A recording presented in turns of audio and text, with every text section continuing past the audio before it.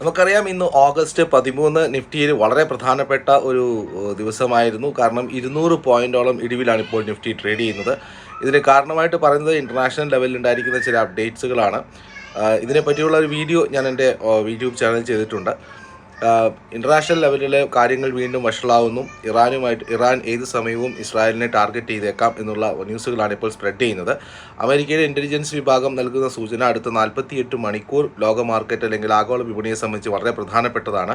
കാരണം അടുത്ത 48 മണിക്കൂറിൽ ചിലപ്പോൾ ഒരക്രമം ഉണ്ടായേക്കാം എന്നുള്ളതാണ്. അങ്ങനെയാണെങ്കിൽ ക്രൂഡിൻ്റെ വിലയാണ് ഇന്ത്യയെ ഏറ്റവും കൂടുതൽ ബാധിക്കാൻ പോകുന്നത്. $100 മുകളിലെങ്കിലും ക്രൂഡ് പോവുകയാണെങ്കിൽ, അതായത് അക്രമം കണ്ടിന്യൂ ആവുകയാണെങ്കിൽ $100 കൂടുതൽ പോവുകയാണെങ്കിൽ ഇന്ത്യൻ എക്കോണമി അത് വളരെ മോശമായിട്ട് ബാധിക്കും. അതുപോലെ തന്നെ മിഡിൽ ഈസ്റ്റിലെ പ്രശ്നങ്ങൾ ഉണ്ടാവുകയാണെങ്കിൽ നമുക്കറിയാം ഒരുപാട് ആൾക്കാർ മിഡിൽ ഈസ്റ്റിലെ ഇന്ത്യൻസ് വർക്ക് ചെയ്യുന്നുണ്ട്. അവർക്കൊക്കെ തന്നെ വിഷയമായിട്ട് വരും. സോ എന്തായിരിക്കും ഇതിൻ്റെ ആഫ്റ്റർ ഇഫക്റ്റ്?